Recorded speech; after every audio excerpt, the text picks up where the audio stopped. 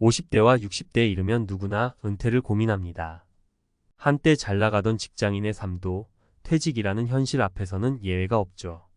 한 달에 꼬박꼬박 들어오던 월급이 끊기고 고정 지출은 여전히 쌓여만 갑니다. 어제까지만 해도 안정적이었던 삶이 오늘부터는 불안정의 연속입니다.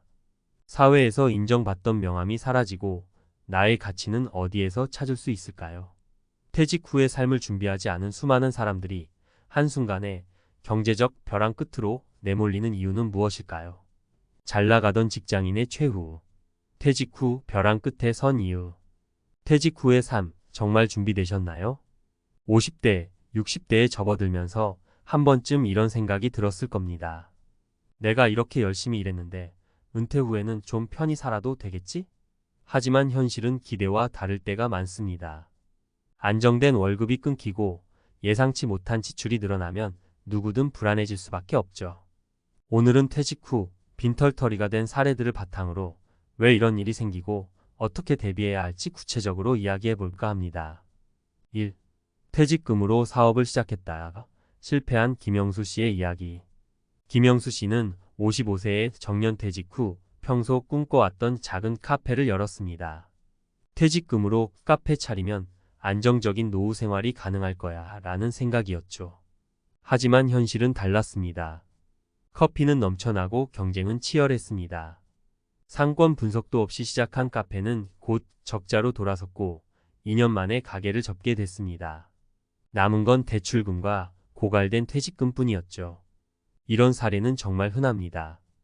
퇴직금은 한정되어 있는데 준비 없이 새로운 분야에 뛰어들면 실패 가능성이 큽니다.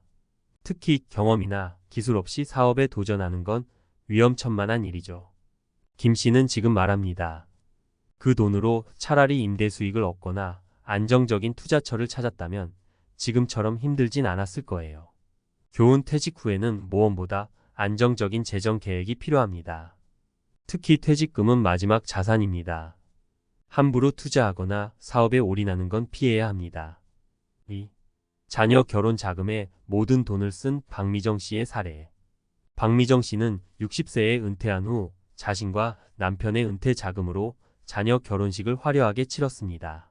부모가 돼서 이 정도도 못해주면 안 되지라는 생각이었죠. 그런데 문제는 그 후였습니다. 예상치 못한 병원비와 생활비가 겹치면서 빠르게 예금이 바닥났습니다. 자녀에게 도움을 요청하려 했지만 저희도 힘들어요 라는 답변만 돌아왔습니다. 많은 부모들이 자녀를 위해 희생합니다. 하지만 노후 준비가 부족한 상태에서 이런 선택은 자신을 더욱 힘든 상황으로 몰아넣을 수 있습니다. 박 씨는 지금 말합니다. 그때 우리 노후 자금을 지켰다면 자식들도 부모 걱정 없이 더 열심히 살았을 거예요. 교훈 자녀를 도와주는 것도 중요하지만 자신의 노후를 먼저 챙겨야 합니다. 부모가 안정돼야 자녀들도 부담 없이 살 수 있다는 걸 잊지 말아야 해요. 3. 부동산 한 채만 믿고 살다가 위기에 빠진 이철호 씨. 이철호 씨는 평생 직장 생활하며 모은 돈으로 서울 외곽에 아파트 한 채를 마련했습니다. 집값은 오르니까 노후에 팔면 되겠지라고 생각했죠. 하지만 은퇴 후 몇 년 동안 부동산 시장이 얼어붙으면서 집을 팔기가 어려워졌습니다. 월급도 없고 생활비를 충당할 방법이 없어 결국 은행 대출에 의존해야 했습니다. 많은 사람들이 부동산만이 노후를 보장해 줄 거라 믿습니다. 하지만 부동산 시장은 언제나 변동성이 큽니다. 게다가 아파트 한 채에 전 재산을 묶어두면 비상 상황에서 유동성 확보가 어려워지는 문제가 생깁니다. 교훈 집 한 채만 믿고 노후를 준비하기보다는 다양한 재산 분배와 유동성을 고려해야 합니다. 퇴직 후 빈털터리가 되는 이유. 위 사례들을 보면 공통점이 있습니다. 퇴직 후에도 지출은 계속되는데 수입이 끊기면 준비되지 않은 삶은 금방 흔들릴 수밖에 없다는 겁니다. 그 이유를 정리해보면 다음과 같습니다. 재정 계획의 부재, 퇴직금이나 자산을 어떻게 관리할지 구체적으로 설계하지 못한 경우, 현실을 간과한 낙관주의 퇴직 후에도 지금과 같은 삶을 살 수 있다는 막연한 기대, 소득의 다양성 부족, 노후에는 안정적인 소득원이 필요하지만 이를 준비하지 않은 경우, 퇴직 후 빈털터리를 피하기 위한 3가지 필수 전략. 다양한 소득원 만들기. 퇴직 후에도 일정한 소득을 유지할 방법을 미리 찾아야 합니다. 작은 임대 수익, 재택근무, 파트타임 일자리 등 다양한 수입원을 준비해 보세요. 지출 구조 다이어트. 퇴직 전과 같은 생활 수준을 유지하려 하면 금방 자산이 고갈됩니다. 고정비를 줄이고 필요한 곳에만 소비하는 습관이 중요합니다. 현금 유동성 확보. 모든 재산을 부동산이나 장기 투자 상품에 묶지 마세요. 언제든 사용할 수 있는 비상금을 준비해 두는 것이 필수입니다. 마지막으로 드리는 말씀. 퇴직 후의 삶은 준비되지 않은 사람에게 잔인할 수 있습니다. 안정된 월급에 기대 살던 직장인들에게 은퇴는 커다란 전환점입니다. 위 사례들이 여러분께 하나의 경고로 다가갔으면 합니다. 여러분은 어떤 삶을 원하시나요? 오늘 당장 재정 계획을 점검하고 현실적인 노후 준비를 시작하세요. 노후의 나를 위한 최고의 투자는 지금의 나 자신에게 투자하는 것입니다. 전문가 칼럼 퇴직 후 벼랑 끝으로 떨어지지 않으려면 지금 무엇을 해야 할까? 퇴직 후 빈털터리가 되는 사례들을 듣다 보면 남의 일 같지 않다는 생각이 듭니다. 오늘날 50대와 60대에게 은퇴는 단순히 이제 쉬는 시간이 아니라 새로운 생존의 시작이라는 무거운 주제입니다. 여러분은 지금 어떤 준비를 하고 계신가요? 혹은 아직 몇 년 남았으니 그때 가서 생각하자며 미루고 계신가요? 이 칼럼에서는 퇴직 후 경제적, 심리적으로 무너지지 않으려면 지금 무엇을 해야 하는지 전문가의 관점에서 현실적인 대안을 제시해 보겠습니다. 1. 퇴직 후 소득은 선택이 아닌 필수입니다. 많은 분들이 이렇게 말씀하십니다. 나이 들어서까지 일하고 싶진 않아요. 퇴직 후엔 여유롭게 살고 싶어요. 물론 이런 바람은 당연합니다. 하지만 현실은 다릅니다. 100세 시대의 퇴직 후에는 30년 넘게 살아야 할 수도 있습니다. 이 긴 시간 동안 매달 생활비를 충당하려면 일정한 소득이 반드시 필요합니다. 현실적인 조언.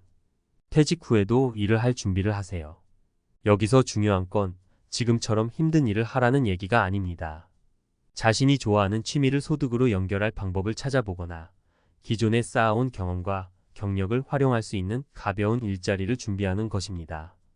예를 들어 요즘은 강의나 컨설팅, 재택근무를 통해 시간과 에너지를 아끼면서도 수익을 창출할 수 있는 기회가 많아졌습니다. 사례 박정호 씨의 재취업 성공 이야기. 50대 초반에 은퇴한 박정호 씨는 처음엔 퇴직금을 통해 편히 지낼 계획이었습니다.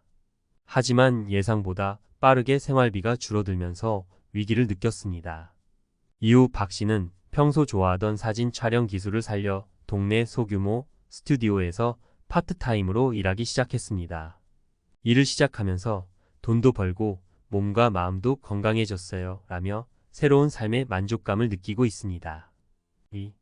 고정비 줄이기는 노후 생존의 기본 전략. 퇴직 후 가장 큰 문제가 되는 것은 끊임없이 나가는 돈입니다. 월급이 없어진 상태에서 고정비가 많으면 아무리 많은 퇴직금을 받았다 해도 버티기 힘듭니다. 특히 자동차 유지비, 대출 상환금, 과도한 보험료와 같은 고정비는 줄일 수 있는 곳부터 줄여야 합니다. 현실적인 조언. 우선 고정비를 하나씩 점검해 보세요. 자동차를 2대 굴리고 계신다면 한 대로 줄이는 건 어떨까요? 또 대출 상환 계획을 재조정하거나 불필요한 보험 상품을 정리하는 것도 방법입니다. 소비의 다이어트가 필요한 시점입니다. 사례 김미영 씨의 현명한 소비 전략. 김미영 씨는 퇴직 후 자동차를 팔고 대중교통과 자전거로 이동하기 시작했습니다. 처음엔 불편했지만 이제는 매달 50만 원 이상 아끼는 게 느껴져요. 덕분에 남은 자금을 투자에 활용하며 여유로운 노후를 보내고 있습니다. 3. 부동산 한 채만 믿고 살지 마세요. 많은 분들이 집 한 채만 있으면 노후는 문제 없다고 생각합니다. 하지만 부동산은 유동성이 낮습니다.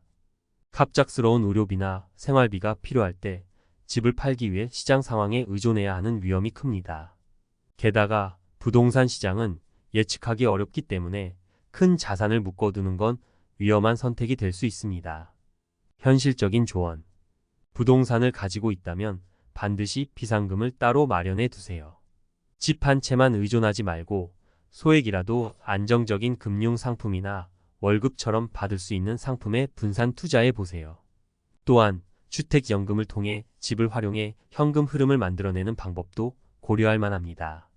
사례 이철호 씨의 재정 재구성 이야기. 서울 외곽에 집 한 채만 믿고 은퇴했던 이철호 씨는 큰 병원비가 필요했을 때 집을 팔려고 했지만 시장 침체로 쉽지 않았습니다. 이후 주택연금을 신청해 매달 일정 금액을 수령하면서 위기를 극복했습니다. 그때 이 방법을 몰랐다면 큰일 날 뻔했어요 라며 다시 안정된 생활을 이어가고 있습니다. 4. 심리적 준비도 경제만큼 중요하다. 퇴직 후에 많은 분들이 겪는 또 하나의 위기는 바로 심리적 고립입니다. 더 이상 직장에서 인정받을 기회가 없고 사회적 역할이 사라지면서 우울감에 빠지는 경우가 많습니다. 이는 경제적 불안과 맞물려 더 큰 위기로 번질 수 있습니다. 현실적인 조언. 퇴직 후에는 새로운 역할과 정체성을 찾는 것이 중요합니다. 동호회나 봉사활동, 지역 커뮤니티에 참여해보세요. 새로운 사람들을 만나고 활동을 하다 보면 삶의 의미와 활력을 되찾을 수 있습니다. 심리적 안정이 경제적 안정 못지않게 중요하다는 것을 잊지 마세요. 사례 이정희 씨의 봉사활동. 퇴직 후 우울감에 빠졌던 이정희 씨는 지역 도서관에서 아이들에게 책 읽어주는 봉사활동을 시작했습니다. 작은 활동이지만 내 삶이 다시 가치 있게 느껴져요 라는 그녀의 말처럼 마음을 돌보는 것도 퇴직 후 준비의 일부입니다. 전문가의 마지막 조언. 당신의 노후를 책임지는 건 나 자신입니다. 퇴직 후의 삶은 아무도 대신 책임져 주지 않습니다. 은퇴는 끝이 아니라 새로운 시작이며 이를 준비하는 것은 미래의 나를 위한 가장 큰 투자입니다. 소득원을 확보하고 고정비를 줄이며 부동산과 같은 자산을 잘 활용하는 전략이 필요합니다. 그리고 무엇보다도 자신을 돌보고 새로운 역할을 찾아 삶의 의미를 재발견하세요. 퇴직 후에도 여러분의 삶은 충분히 빛날 수 있습니다. 지금부터 조금씩 준비한다면 말이죠. 오늘이 바로 그 첫걸음을 내딛는 날이 되길 바랍니다.